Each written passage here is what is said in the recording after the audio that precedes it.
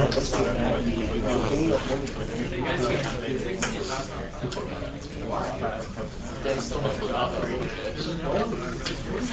so now I'll be around when you do it, what do you think you're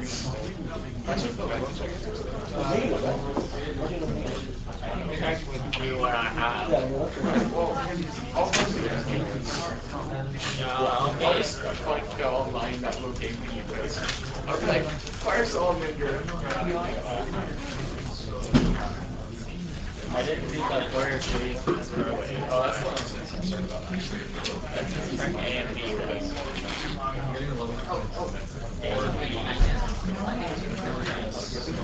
Yeah, so did you give me this example? Dude, the people that my class are so fucking stupid. I didn't even know how to midterm. I should have this H.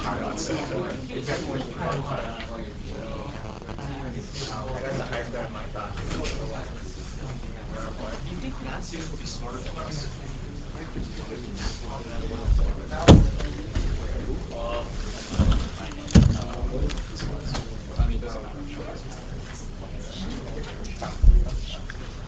Okay, class. Before we get started today, I had a couple of announcements.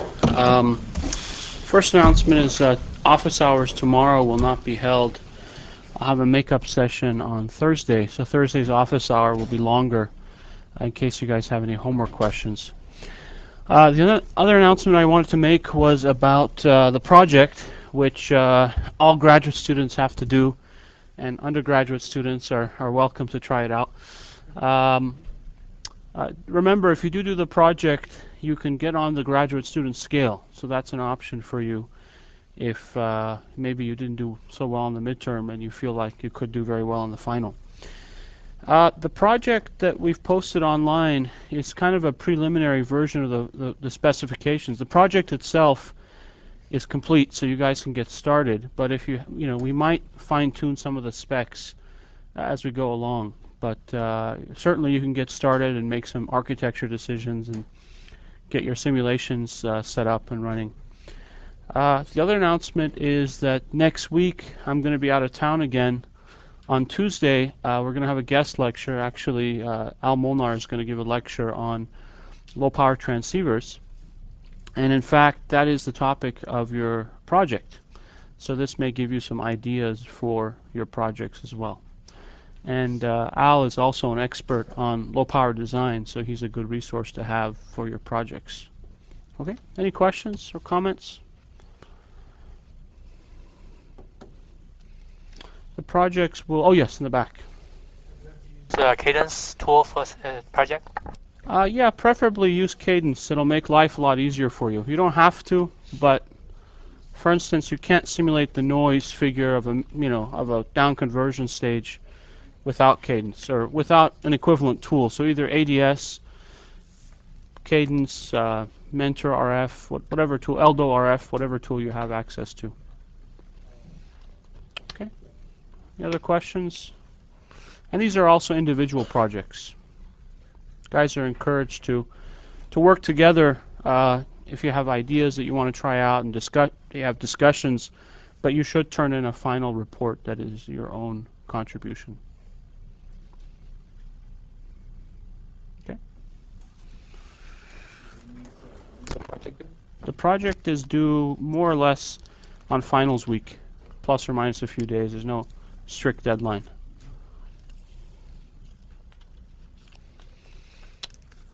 Okay, if there are no other questions, we can continue where we left off last lecture. Okay, so last lecture we started looking at a schematic of a bipolar mixer, and it looks something like this. So we had a tank tuned to our IF frequency at the output of a BJT. We used resistive degeneration and emitter bypass. We use emitter degeneration to stabilize the DC operating point, and we use emitter bypass to get good gain at RF frequencies. And then we drive the base of this transistor through a transformer with 2 windings on it. So this is our DC input signal that we bring in. That comes in through this winding and provides base current. And then we have basically 2 windings. One is our LO port, and the other is our RF port.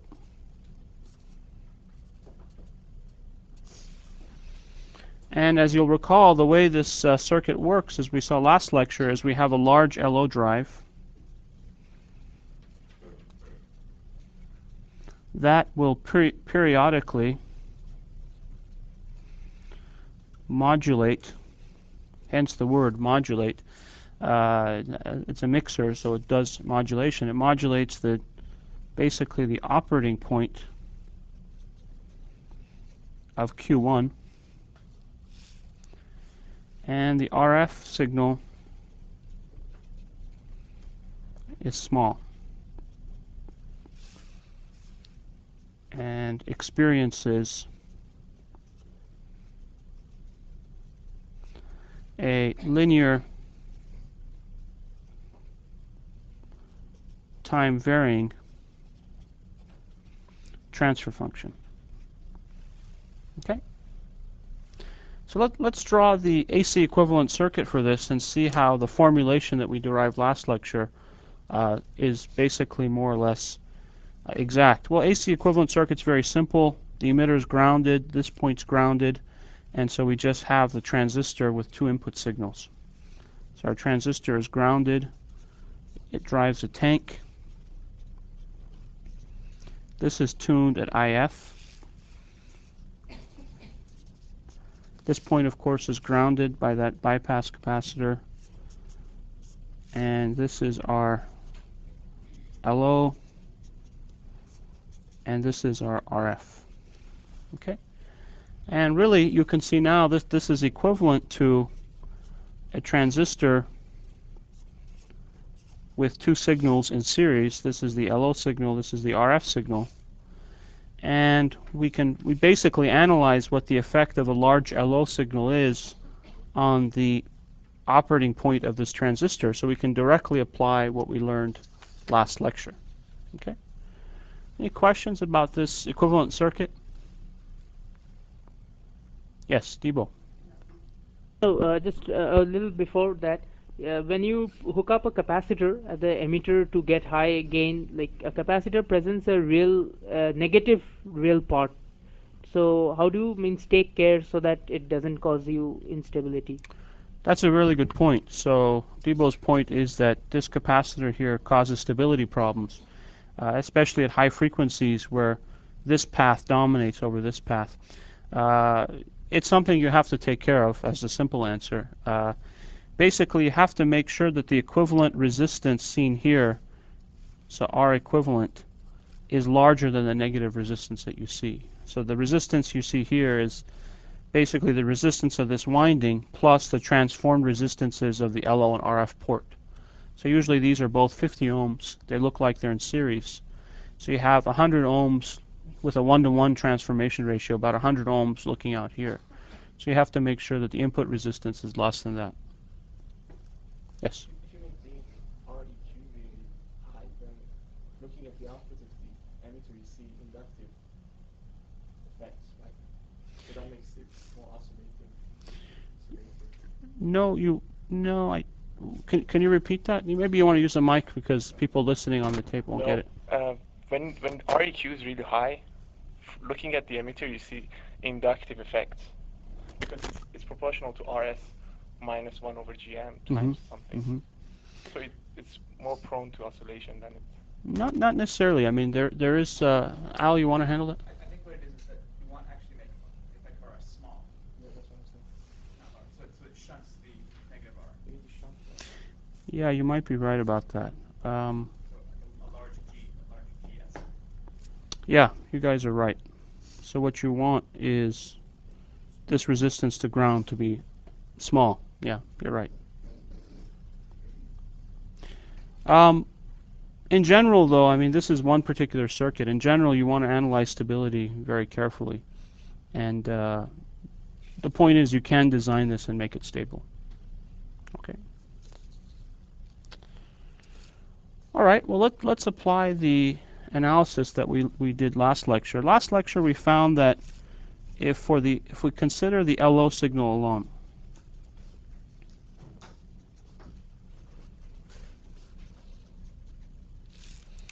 if we do that, then the collector current is given by this periodic function, where we've explicitly have written a Fourier series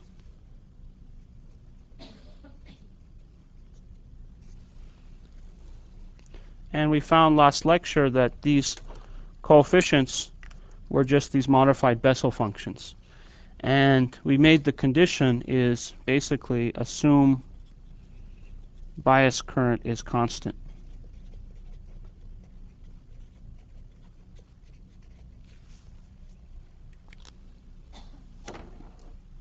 Okay, playing musical pens here.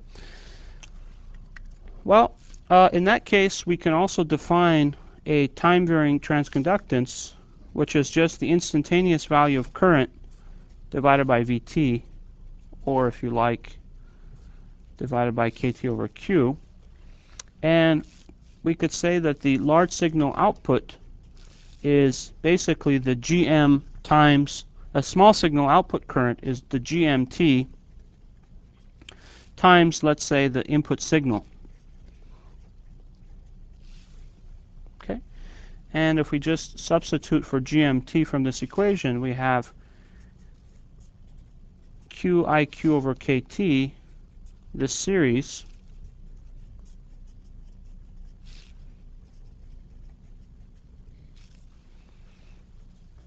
times the input signal. Okay? Is that pretty clear to everybody? Yes, Kevin. When do we know to use the coefficients for the Taylor series as opposed to the Bessel function? Expanding IC. So last lecture we talked about the fact that this analysis is true, so this power series is true independent of B. B is the amplitude of the signal normalized to KT over Q. So I could put in 300 millivolts, I could put in 400 millivolts. Taylor series expansion is only valid for basically small signals, weakly nonlinear signals. And the way you would know if Taylor series expansion is valid or not is you would basically look to see how many terms you'd have to carry to make the Taylor series expansion valid. So remember that, for instance, for an exponential, you normalize everything to KT over Q. So if your signal is smaller than KT over Q, a few terms is very accurate. But if your signal is larger than KT over Q, you may find that actually you need 7 or 8 terms to make the terms basically all add up. Okay.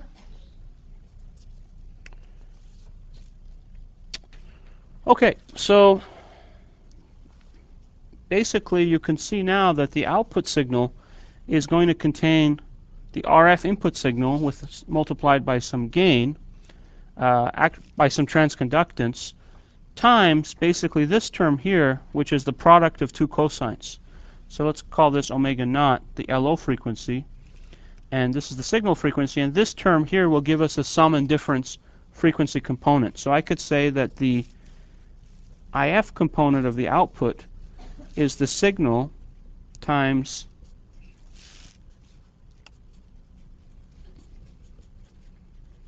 this coefficient, basically.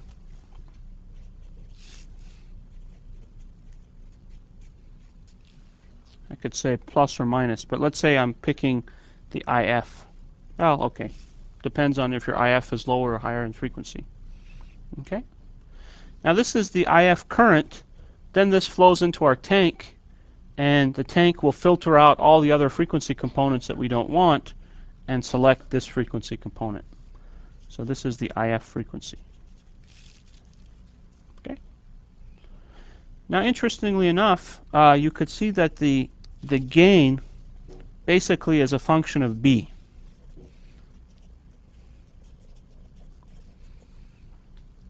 And that means it's a function of the LO amplitude.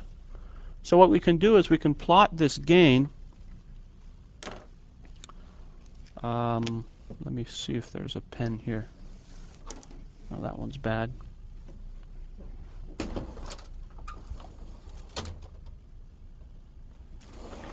We can plot, let's say, a normalized gain. Let's call this the conversion gain,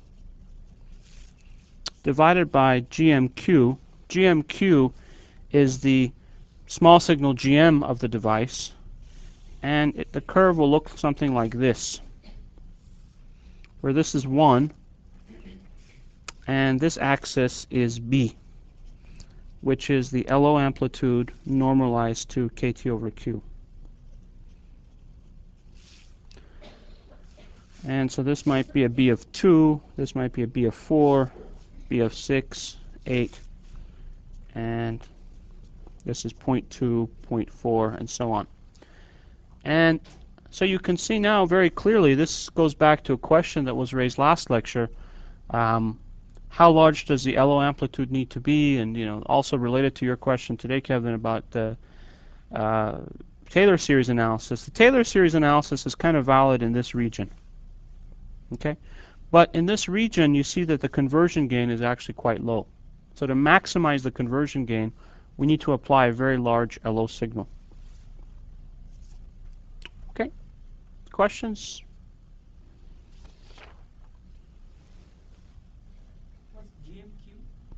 GMQ is basically the GM for small signals. It's just basically IQ divided by VT.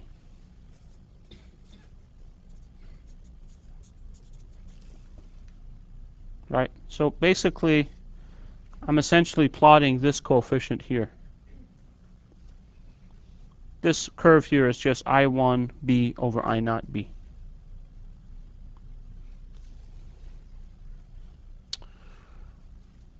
All right. So another interesting question is, okay, I've designed this circuit now, and I make the LO drive large enough so that I get good conversion gain out of this. Question is, though, what's the input impedance looking from the LO port, and what's the input impedance looking in from the RF port? The reason I need to actually examine that carefully is because the signal at the LO port is quite large. So the current that flows in at the harmonic, basically at the fundamental LO frequency, is determined by large signal characteristics of this device. So it's not simply R pi or beta over GM. We need to actually calculate what the input impedance is seen looking into the base of this transistor for large signals. For small signals, we could guess that it's just going to be R pi, and we'll show that. Okay? Is that clear? All right, so let's calculate the input impedance for the LO port.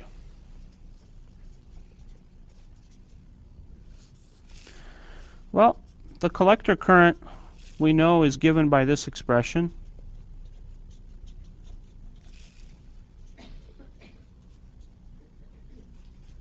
Okay, I won't repeat it. And so the input impedance at frequency omega naught is the input amplitude, we call this VO, the LO amplitude, divided by the base current at frequency omega naught, right? And the base current is just the collector current at frequency omega naught divided by beta. And if I substitute, I have beta V0, and this is the omega naught component, and that's 2I1B I0B times IQ, right? And I can write this, now I can write the LO amplitude as B times VT. So this is B times KT over Q divided by IQ 2I1B I0B.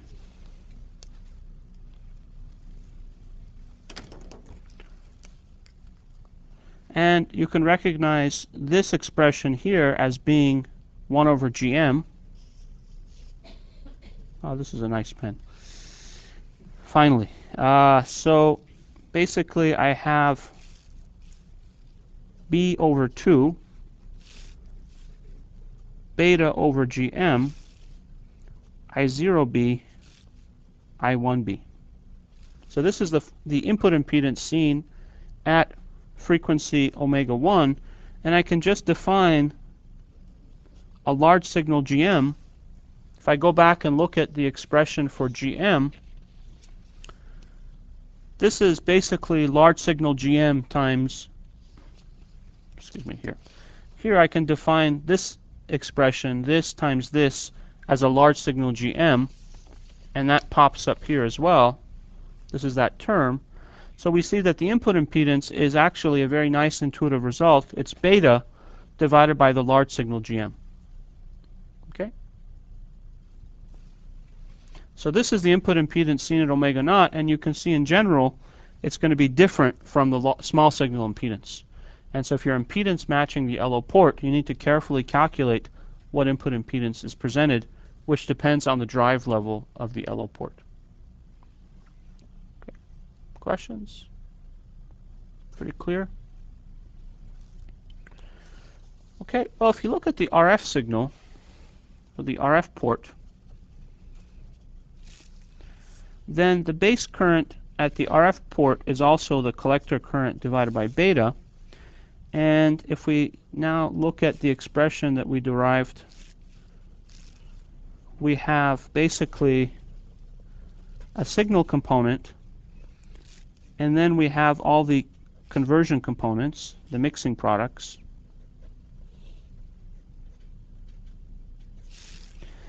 And as far as the signal component goes, it looks like a linear circuit. So the input impedance is just Vs divided by component in IB at frequency omega s. And so that's just beta KT over QIQ, or basically just what we expected, the small signal input impedance. All right?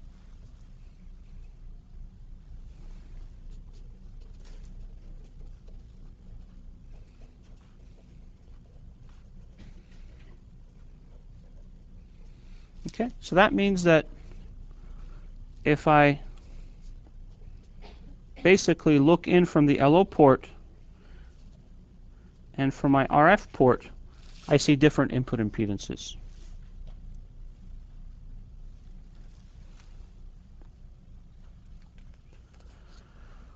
Okay, let's generalize a little bit what we've learned so far.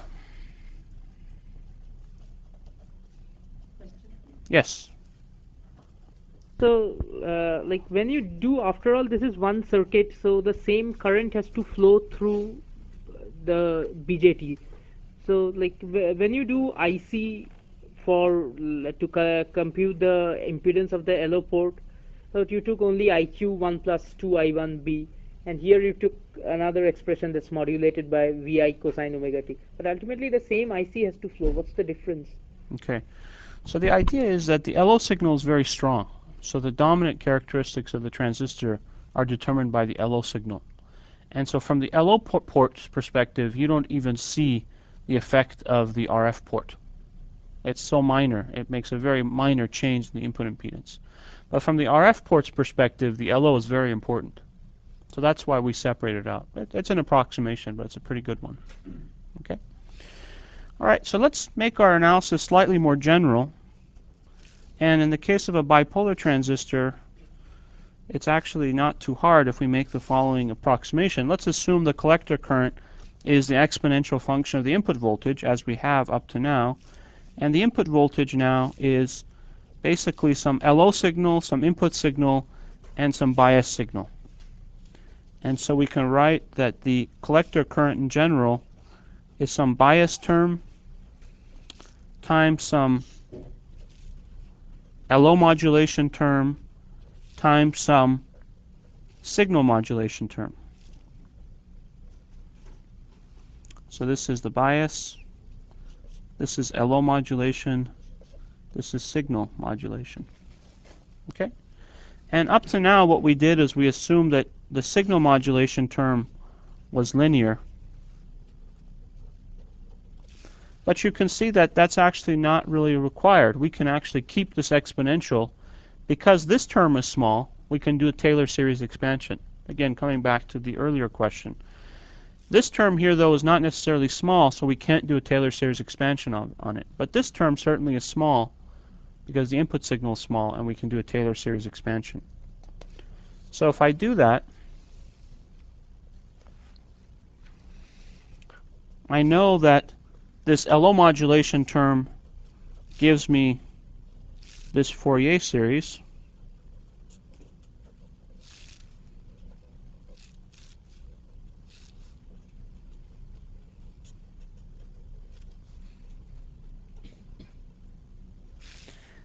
And then the signal modulation term gives me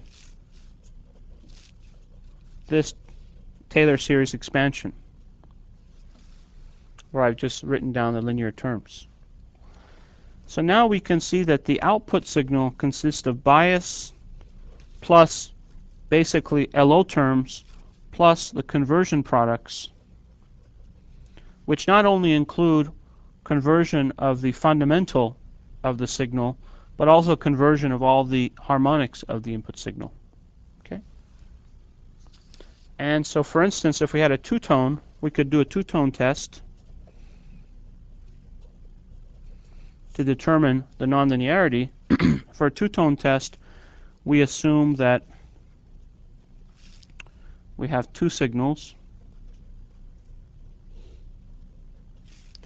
and basically this term now should contain those signals. So we have IC is IS e to the VA VT times e to the B cosine omega naught t times, now our Taylor series expansion will contain fundamentals plus basically square terms plus cube terms and so on and so forth. And we know from our previous analysis that these terms generate IM products. Okay? And these IM products actually can fall in band, for instance, right? So from a cubic term, we know that we'll get IM tones which are near these two frequencies. And because we multiply by this term here, we know that multiplication by the omega naught term will actually generate distortion products in band as well. Okay? Is that a question? Could you write a little bit bigger? I'll try. Okay. Okay. So the point is that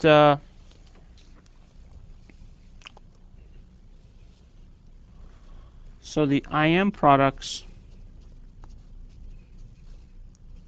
also get frequency translated to IF.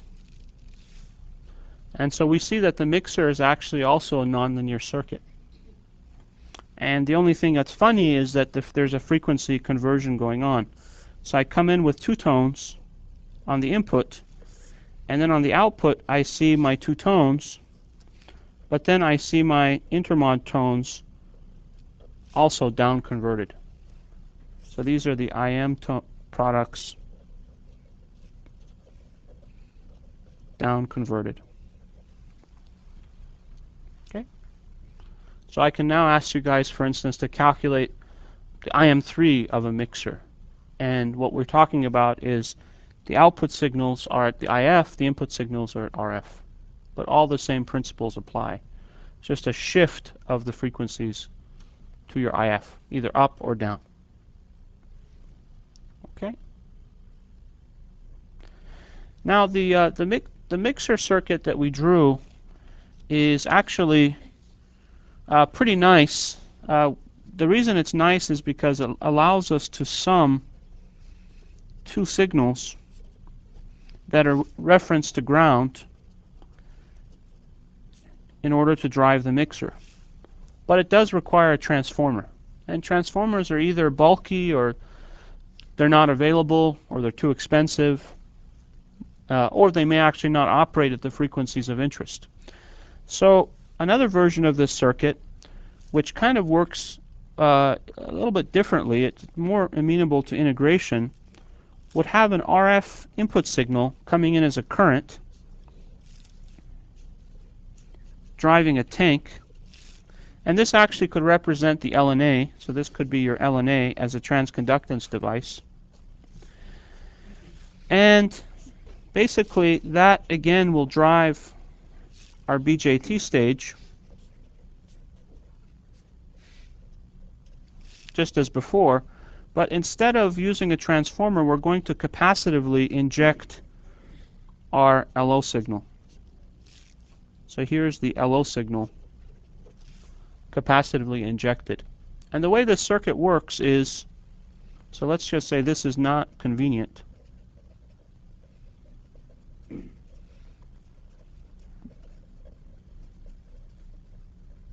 Due to the transformer. The way this circuit works is, let's assume the LO frequency is bigger than the RF frequency. Okay? If that's the case, then this tank, basically above resonance, this tank essentially looks capacitive, so this capacitor dominates. So you can think of this LO signal as being capacitively divided and driving this signal. So the equivalent circuit looks something like this. So from the LO perspective, this is what the circuit looks like. Let's call this CS, LS, RS. This is our LO signal. And this is equivalent above resonance to basically a cap divider. And so again, we assume that this is a large signal, and so this modulates the operating point of our transistor, and then from the RF signal's perspective, we assume it's again a small signal circuit. And so the RF signal would basically flow onto parallel combination of this resistor and the input impedance, produce a voltage, and that voltage would get frequency translated due to the time varying transconductance. Okay, questions? Yes? In your calculations, did you neglect the time variance of the device itself, like tau? Yeah, we did. We assumed the device is very fast. So this circuit, if you wanted to take that into consideration, that would mean operating close to the FT of the device. So we're assuming that you're operating much below the FT. Why did we have to include the transistor for the LO? Can you come again? Why did we have to include the BJT for the LO circuit? This transistor here? Yeah, you don't have to. So this is just how you might implement it, for instance. Yeah, you could just have an LO signal to ground. Yeah, and as I've drawn it here. So how is this different from the transformer circuit? I mean, there are no transformers. That's what's different. Yeah, but got rid of the could transformer. have just. I mean, I don't see any difference. There's a Besides, big like, difference, right? include There's the no transformer. Yeah, we didn't include Yeah, transformer. obviously the circuit works the same. Okay. That was the purpose, was to use the same circuit, but to get rid of that transformer. Okay. Well, another thing that you may have noticed is that you don't have to necessarily mix off of the fundamental. You could also mix off of another harmonic. Let me go back to the equations here. So here, for instance, you can see that there's a term at twice the LO frequency, right? This second harmonic. And my input signal can actually mix with this and produce mixing products. And so I could select for this conversion product at the output by tuning my filter appropriately. And the advantage of that is that I can use a lower frequency LO. So for instance, I could have a second harmonic mixer where I drive it with an LO, but internally I use twice LO to do the mixing. So let's do an example. Let's say the LO is at 500 megahertz, the RF is at 900 megahertz, and I want an IF of 100 megahertz. Well, the way this works is that the IF is using twice the LO minus the RF, which is 1000 minus 900, or 100. Okay? And likewise, I could use 3 times the LO, or 4 times, or n times the LO. Well, of course, there's a penalty to be paid, and that's that the gain is lower. So the conversion product for the nth LO is the IF current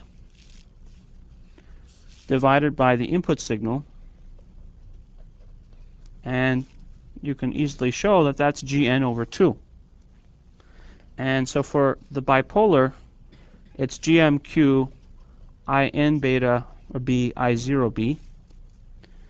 And as you make basically n larger and larger, this conversion gain gets smaller and smaller. So conversion gain is lower for large n.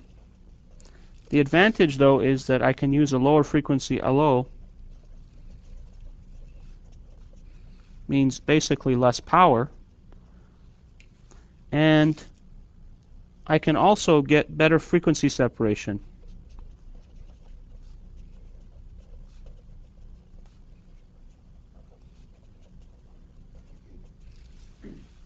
So it's slightly more convenient. Okay. Now this this mixer that we've analyzed in a good amount of detail is actually really not used, right? If you go out there and look at real mixers, usually you don't build mixers this way. It's a very good mixer to study because all the equations all work out, and it's nice and analytic. But practically, it has some problems. One is it's a very nonlinear mixer. That's because the exponential characteristic is also very nonlinear. And generally, we'd like our mixer to be as linear as possible, especially because it's following some gain stages. So its linearity is that much more important. Well, if you go back and look at, data sheets from 20 years ago, 30 years ago, you will see that this mixer was used in cases where you needed a lot of conversion gain and you only had 1 or 2 transistors to play with. It's nice because it only requires 1 transistor. A lot of the other mixers that we study with bipolar will require 3, 6, 7 transistors. So if you're building this discretely, obviously it's really hard to do it. But in an integrated circuit environment, transistors come very cheaply. So this is kind of classic RF design. Let me just briefly also touch upon a FET mixer, so single transistor. And I'll probably just skip the details and let you guys look at the notes because it's very simple. The nice thing about using a FET device is that it's square law. And so ideally, it's extremely linear as a mixer. The square term gives us a product term, and then there's no more intermodulations occurring. So we know that as long as this device is in forward active, the current is just VGS minus VT squared 1 plus lambda VDS. Okay? And so this is the nice square law term. If it were really true, it would be a perfect mixer in some sense. Okay? And basically, if I apply a large signal,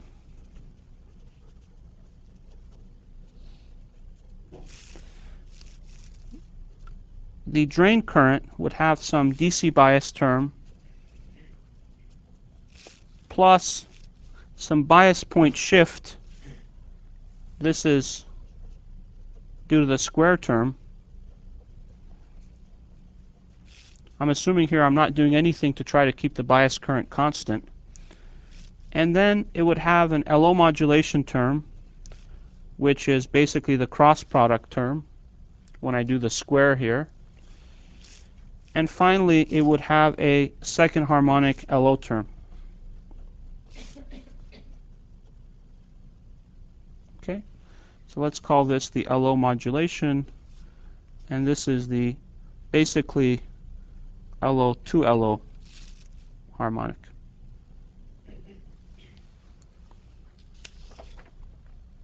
And so now I can define a time-varying transconductance, which is just basically due to this term. So let me do that.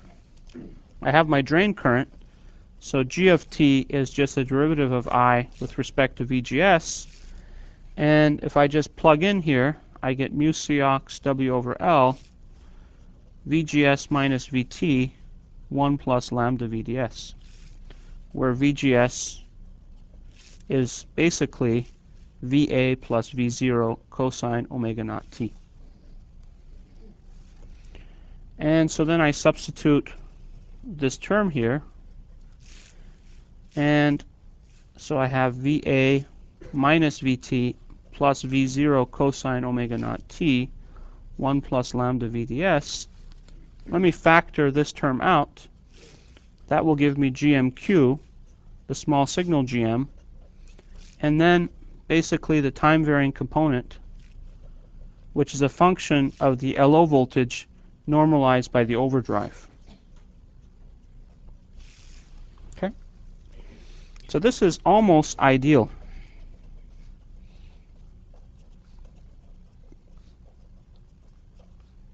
It's because my transconductance has a term which is just proportional to cosine omega t. If I could get rid of this term here, that would make it an ideal mixer. It would just have a GM that varied perfectly sinusoidally. Okay? So let's see how you build a mixer out of this. Well, you can use the same kind of circuits that we discussed already to generate a sum of the LO and signal frequencies plus some bias, and then you just filter the output at the desired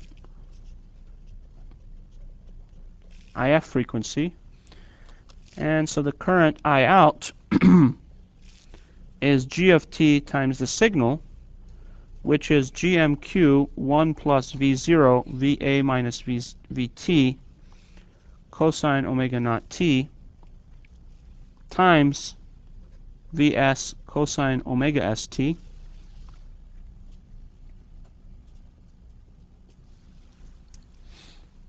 And so that the IF component of the signal is GMQ divided by 2 V0 VA minus VT cosine omega naught plus or minus omega s t times Vs. Okay, I'll stop there to take any questions.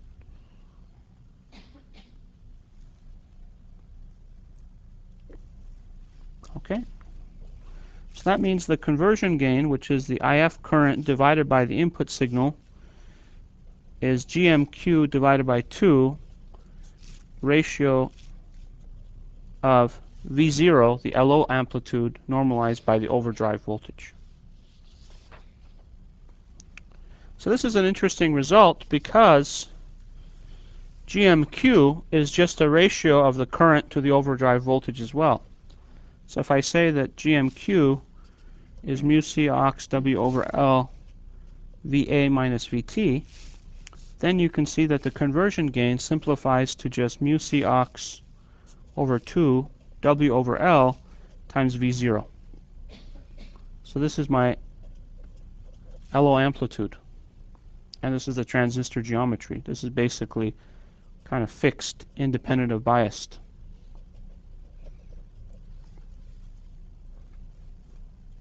So that means that GC is not a function of bias.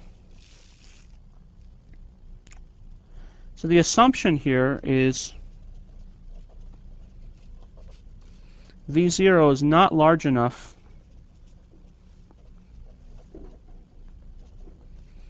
to basically cut off the transistor. So we assume that it's always in saturation. Okay?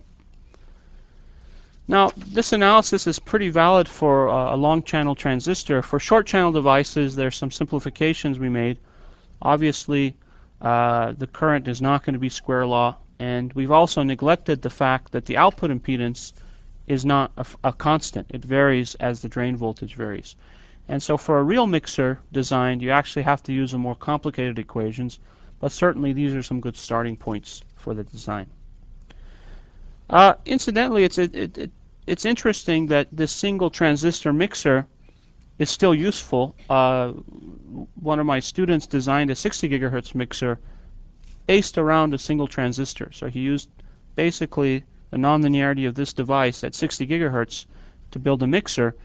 He used a single transistor because at really high frequencies, when you put multiple transistors together, as you know, the frequency response starts to suffer. So a single transistor is a good way to get a nice high frequency mixer device. Okay. Actually, the same student also explored what are called dual gate mixers. And in most modern technologies, you actually don't have a dual gate transistor, but you have the next best thing, which is a cascode device.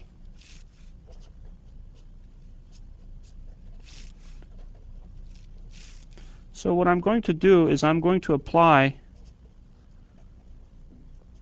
my LO signal at the cascode gate, and I'm going to apply my RF signal at the transconductance gate. And the reason we call this a dual gate mixer is that you can lay it out with a shared junction. So this is gate 1, this is gate 2. Because I don't need to contact this point, I can make this junction very small, so that minimizes the capacitance at this node. And this is the source, and this is the drain of the second transistor. Okay. Now how does this mixer work? The way this mixer works is that from the small signal perspective, from the signal drive, this looks like basically a transconductance device, right? From the LO drive, it basically just sees a capacitance, which is the capacitance of M2. But if the LO drive is large enough, it will basically move this voltage up and down, right? From the LO perspective, this looks like a follower. This looks like a current source. So this voltage will practically replicate this voltage here. And you can see that when this voltage goes low, if it goes low enough, it might take this device into triode region. Okay? And what happens is in triode, the GM of the device gets much smaller. So if I actually bias the circuit very close to the point where this device is just in saturation, a large LO signal will modulate the GM of this transistor significantly because it'll push it into triode half the cycle. Okay? Does that make sense? So let me write that down. LO signal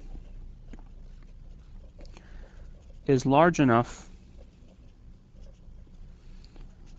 to move drain of M1 into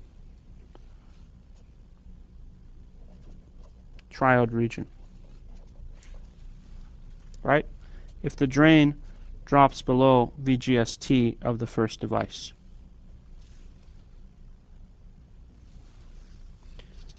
Now, what's the advantage of this circuit? Anybody? Yes, Debo?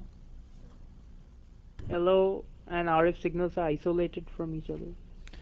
Yeah, there is some degree of isolation between the LO and the RF. And also, I don't need to sum them.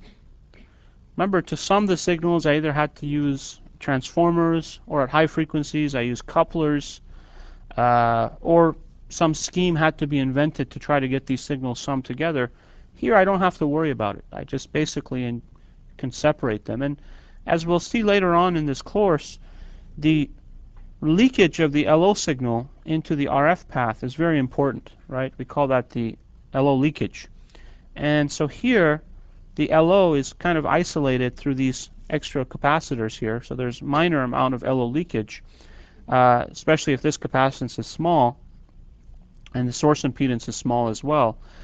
Whereas in the single transistor mixer, there's a considerable amount of LO leakage because you're summing the signals. So unless you have transformers and you've designed them to provide isolation, you're going to get a considerable amount of leakage. Okay. Let me draw a couple pictures in case this mixer still doesn't make too much sense. Okay, so here is a curve, and this vertical line, let's say, separates the triode region from the saturation region of the device. And let's say that I bias my device so that this is the drain quiescent point. Then my LO signal basically will push me either further into saturation, where the GM remains constant, or into triode, where the GM drops. So the GM in saturation for a long channel device is mu C aux W over L VGS T. The GM in triode is mu C aux W over L VDS. So as the voltage goes lower and lower, the VDS drops and the GM drops accordingly. Okay. So if I had to plot my GM as a function of time, then it would have some nominal value, then it would drop, go back to the nominal value, drop, go back to the nominal value. So this is GM max, and this is basically the triode region. Okay. And in theory, if you made your LO signal really strong, you can really push this so that the GM goes practically down to 0.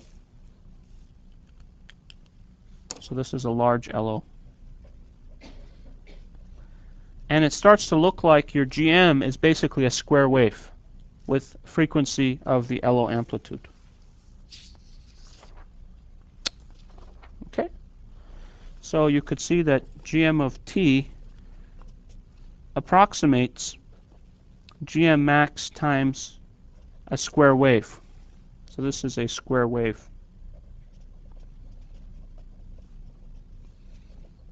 of unit amplitude. And anybody off the top of their head know the first harmonic of a square wave? It's 2 over pi actually. We'll see that in a second. So basically your conversion gain in the limit of a very large LO drive would go to GM 2 over pi. Okay, any questions or comments about this?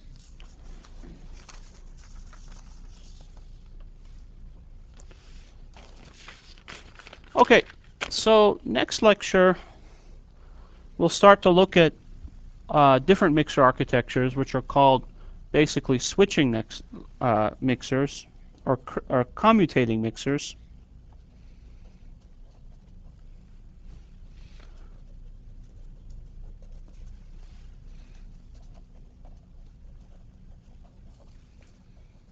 Where the whole goal of the mixer will be to try to replicate some kind of switching function just like this S of T. Before we do that though, I wanted to talk a little bit more about the theory of mixers and in particular noise of mixers. Now we're not going to do a detailed analysis of noise of mixers, but I wanted to give you guys an intuitive understanding of why the noise of mixers is considerably higher than the noise of amplifiers. Okay?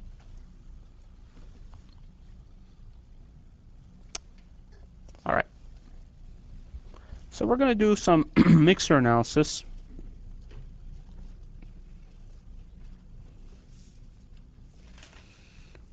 Let's first start in the time domain. Okay. So in the time domain, what we see is that mixers that we've designed are essentially linear systems, if we assume the input signal is small enough.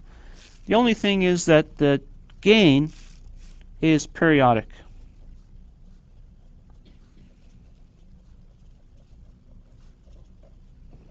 And the periodicity is basically T is 1 over omega naught, which is the LO frequency. Right? This is a pretty generic model for all the mixers that we've looked at so far. The single BJT mixer, the single FET mixer, the so-called dual gate mixer, and next lecture we'll see that this model can also be applied to all the mixers that we study. Okay? Now, because h of d is a periodic function, I can write a Fourier series for it.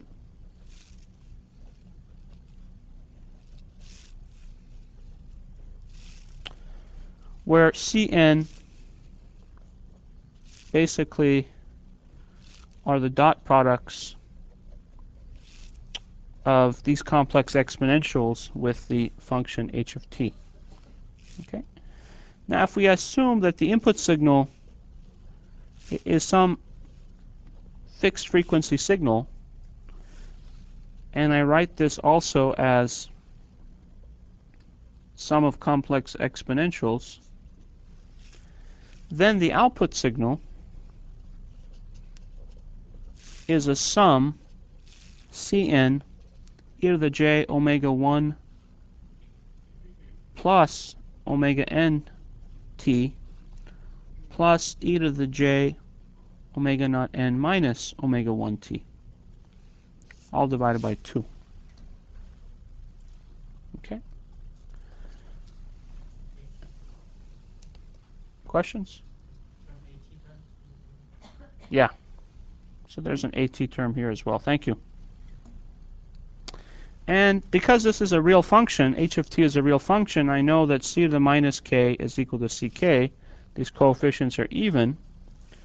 And so you can see that I can actually start, for instance, if I take the c1 term, for instance, I have c1 e to the j omega 1 minus omega naught t plus e to the minus, let's say, plus omega n minus omega 1 t divided by 2a of t.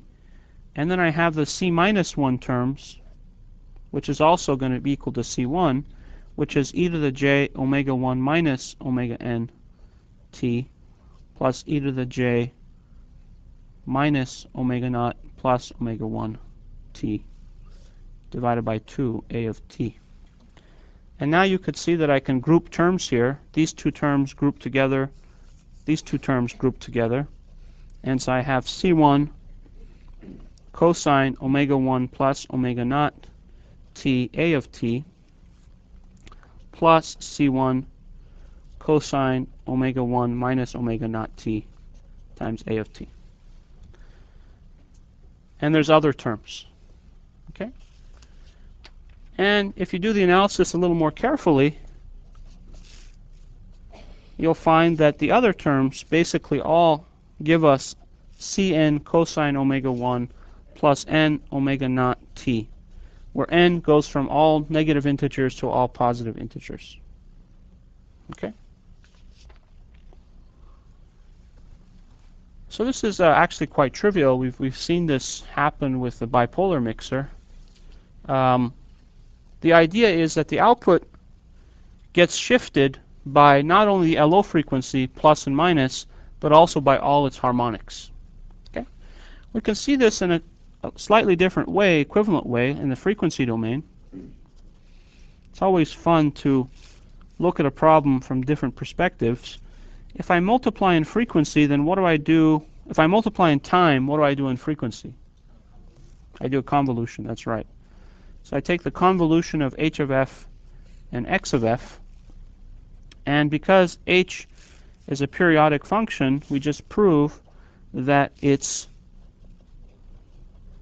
frequency domain representation is basically a bunch of tones, right? A bunch of delta functions. So this is the representation of h of f in frequency. So this is f naught minus f naught, 2f naught minus 2f naught, and so on and so forth. And so now if I substitute into the convolution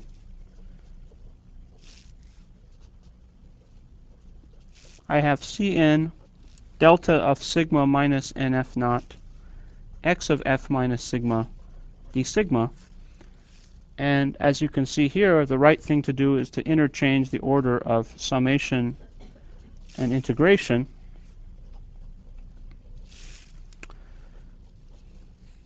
Because an integration with a delta function is very simple.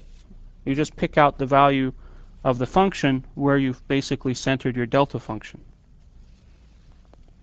So this integration is trivial. Since I integrate over all range, I know that I will in fact hit the center of my delta function, and so the output is as follows. So this is the input. So this is the input spectrum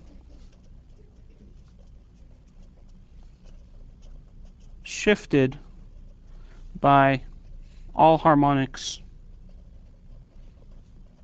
of LO.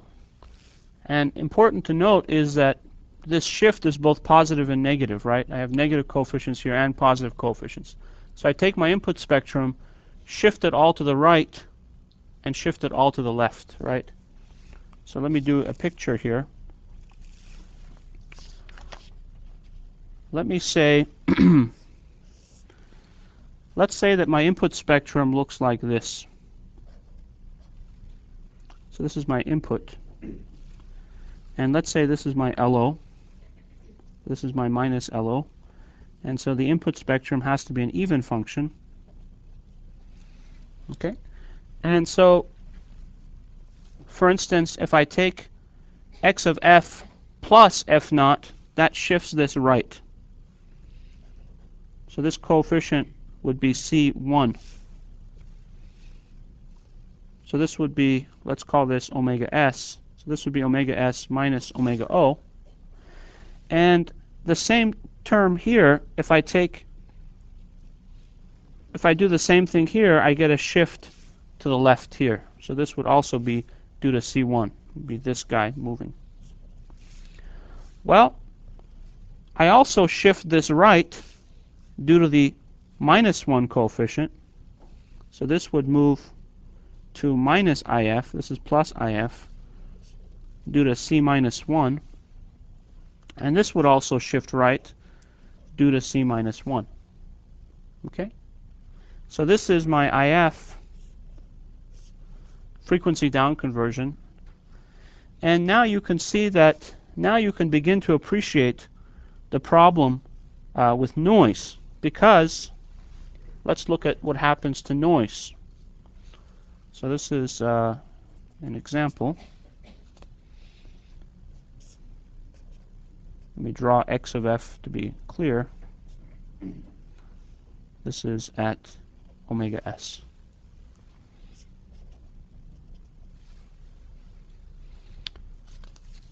Yes? Question? So in this diagram, is it possible for have C1, which is our wonder signal, to fall on top of a CK, to fall on top of C1? For example, if IF is 10, Sure, right? That's what the image problem is, right? the image of itself, I guess, right? In this case. No, because the image is right here, right? So I have an image here, right? So let's review the image problem. I have my image here and here. So this is the image. And when I shift this down by an LO, my image moves here. And when I shift this one up by an LO, this moves here. Is it possible for the negative signal to move 2 Sure. or 3? If I have a signal around twice LO, so let me draw that in. So you can see that the image problem is actually more complicated than we saw last lecture. So initially we discussed the image problem for just an ideal mixer. But a real mixer has an infinite number of image problems. So let's say this is my LO, this is my twice LO. Let's again take, this is the input frequency. And so then this is my image. Let me draw it in red. Okay. And this is my minus LO. This is my minus 2 LO.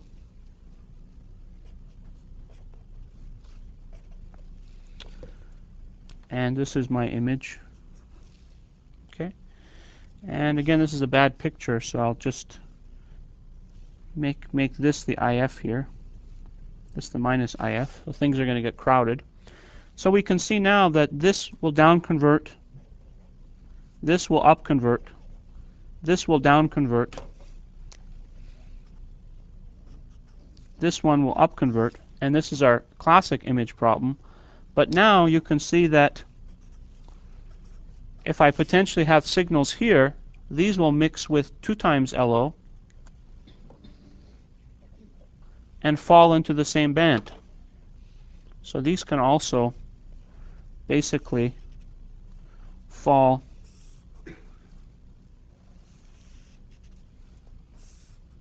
into the same band as well. Yes, I have a couple questions. Back. what if you don't have an image, but like how we saw in Drake conversion, that if the minus part of your signal can also fold over on the same thing. But now since you have multiple LO tunes, can that happen even for a high IF and not a direct conversion case? That you have two actual frequencies and no image, and those two fold over, but the other way around and interfere. Sure. Yeah, that can happen too. Yeah. We just guarantee that LO and IF are not monopoles of each other. That's not sufficient, right? No. Because now, basically, think about, so this is the image problem. You can also see that this is a big noise problem, right? Because if you put a really sharp filter, right? So the way one way to solve the image problem is we put a huge filter right here, right? We put a very steep filter. Actually, this is the desired tone. So this is the image reject filter. But if this filter actually has an impedance Z0 in a wide bandwidth, then it has basically the same noise power as the source. So there's actually going to be noise at all these harmonic frequencies that get converted. So even if there's no image, noise in these bands will all down convert to the same IF. And so in general, we could say that noise from image band and let's say harmonic image bands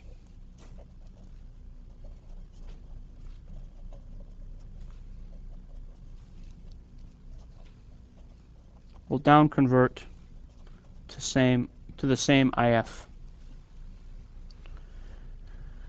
Of course, the conversion gain gets smaller and smaller because C2 is smaller than C1 usually in a good mixer.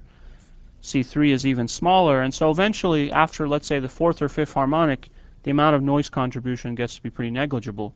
But nevertheless, the output signal noise power is much larger than the input signal noise power. So even an ideal mixer that has no noise, but just is a periodic transfer function like this, has a noise figure which depends on the sum of the magnitude of Cn squared. Yes? The filter is good. The noise at these other points should be low, right? I mean, most of your noise also would be in the same place because the noise also rolls off. So the filter will filter out the incoming noise, but it'll generate its own noise, right?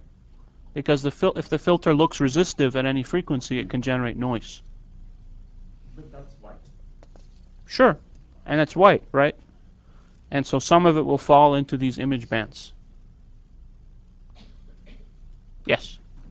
So in real circuits, how do you suppress the high order on the 2 omega L, 3 omega L terms in here? Well, this filter helps a lot, right? So this filter will suppress signals. That's why we really, the reason the image problem, we focus on this tone is because this guy is nearby, so he's harder to filter. But these other guys at twice, third, fourth, could be very easy to filter. So even a very relaxed filter can take care of these. How about mixer itself? How do you make C2 out of mixer itself to go lower? How do you make the mixer itself, the C2 channel mixer? Oh, I see what you mean. Well, that depends on the nonlinearity of the mixer, right? So the amount of C2 depends on how much second order harmonic is being generated by the nonlinearity. For instance, a FET mixer has C2, but it has no C3, an ideal square law FET mixer. So this depends largely on the transfer function of the mixer. Okay. Question? Yes. Can't you get rid of the second harmonics of a mixer by using a diff pair? Just generate odd. Sure. We looked at, basically we also looked at a diff pair mixer, and I think you guys may be doing a homework on diff pair mixers, right? So a diff pair mixer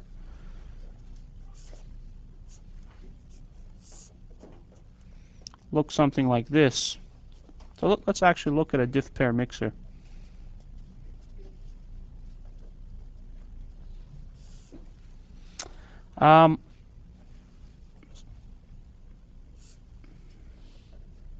So for diff pair mixer, you apply an LO signal here, and you guys are going to do a homework assignment and show that the collector current waveform approaches a square wave for this device, right? Now, I could also apply an RF signal here. So I could take a sum of LO and RF signals and use this time-varying transconductance to generate a mixer. Okay?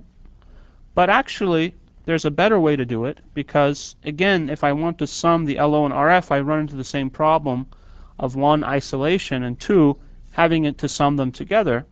Another way to build a mixer, very much like the dual gate mixer, is actually to inject your RF signal here. So let's look at how you would do that. So if I inject my RF signal here, let me take a simple mixer like this. Let me take this to be the output. Let's assume it's low frequency, so just a capacitor. This is just an RC filter. I could put an inductor here to get more rejection if I want.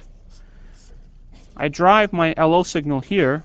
I assume I have a very strong LO drive, but I inject my RF signal here. So this device converts my RF voltage into a current. And if I swing this circuit with a large signal, then let's assume I can swing it with an infinitely large signal, right? So let's say the LO is positive. This is Q1, Q2. If LO is positive, then this device is completely reverse bias cut off, and this device is forward active. So looking up, I see a device that's off, and I see a device that's on. So during the positive LO cycle, all my signal current goes to supply, right? During the negative LO cycle, it's the inverse situation. Q2 is on, Q1 is off, and so all my IF signal goes to the output. Okay? So it looks like the output current is basically my RF current times that square wave waveform that we discussed earlier, where this goes to plus or minus 1.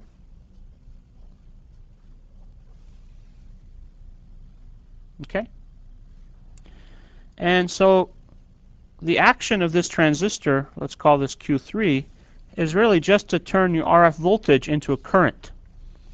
So we call this a current commutating mixer, because it looks the action of this mixer is to multiply the input current by either plus 1 or 0, ideally. Okay? Now, realistically, if you have a finite amount of LO drive, it's going to look something like this, right? And because the role of Q1 is just to generate a current, I could easily also degenerate this device to make it more linear. In fact, I could use emitter degeneration to get a real input impedance in case I want to have a match. For instance, this might be driven by a filter, and the filter likes to be terminated properly, so I use emitter degeneration to terminate it, and then I go into what's called a current commutating mixer, or another common name for it is a Gilbert cell mixer.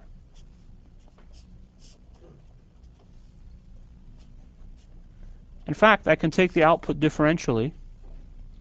So this is differential IF. Q1, Q2 basically are a Gilbert cell mixer, Q3.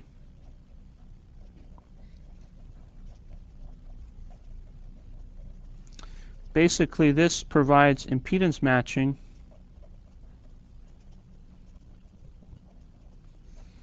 and linearity enhancement.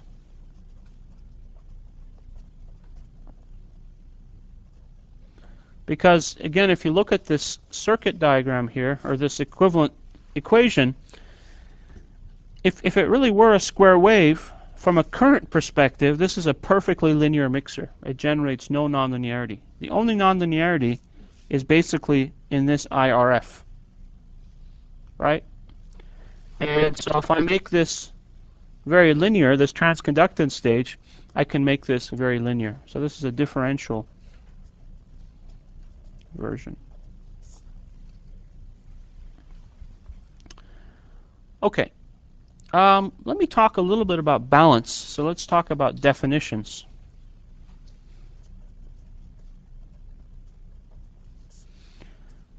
You'll hear the term unbalanced mixer, single balanced mixer, and double balanced mixer. And what do we mean by that? Well, mathematically, if the output signal is a product of 1 plus cosine omega naught t, this is my LO signal, and 1 plus cosine omega st, which is my RF signal. Let me actually put some coefficients in here. Let me make this A0 and B0. If A0 is less than 1, then this is always positive, right? So this is, the polarity of this never changes. If B0 is also less than 1, then the polarity of this term also never changes. So these are unipolar signals being multiplied by each other, and this is basically an unbalanced mixer.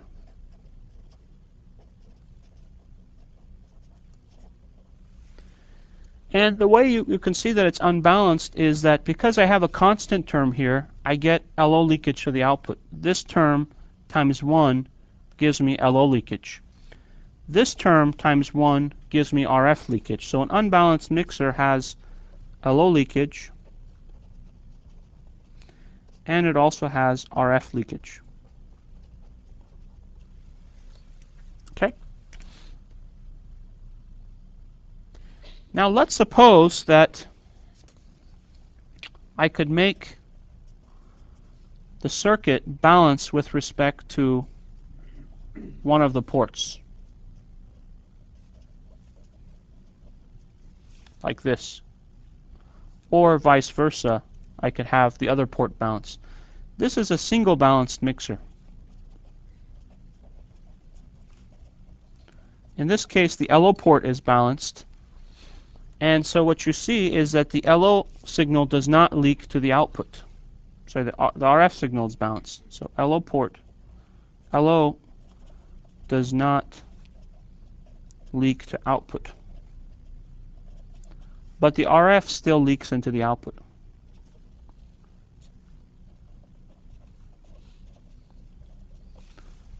So let's see how our mixer behaves. Okay. Now if I take this version of the mixer, where I take the output single-endedly,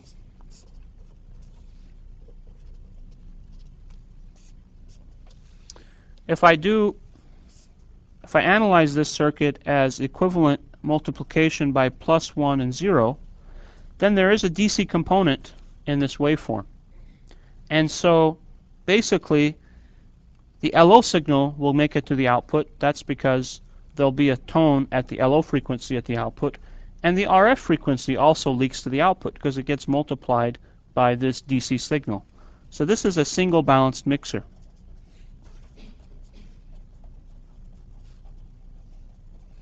We have LO leakage. Sorry, this is unbalanced. Thank you. We have LO leakage and we have RF leakage. It's single balanced if we take a differential output.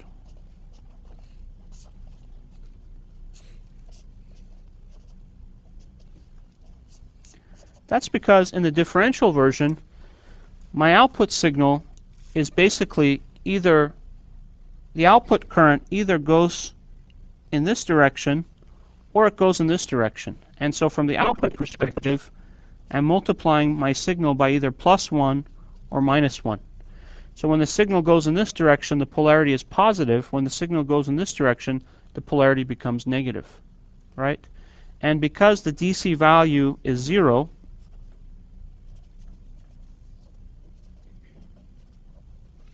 then there is no RF leakage.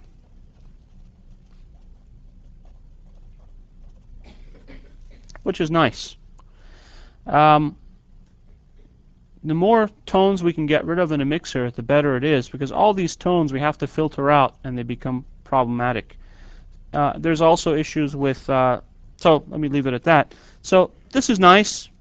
Much prefer to go differential because we get rid of this RF leakage, but it would be nice if we could also get rid of the LO leakage, right? Then we would have a double balanced mixer. So next lecture we'll look at that.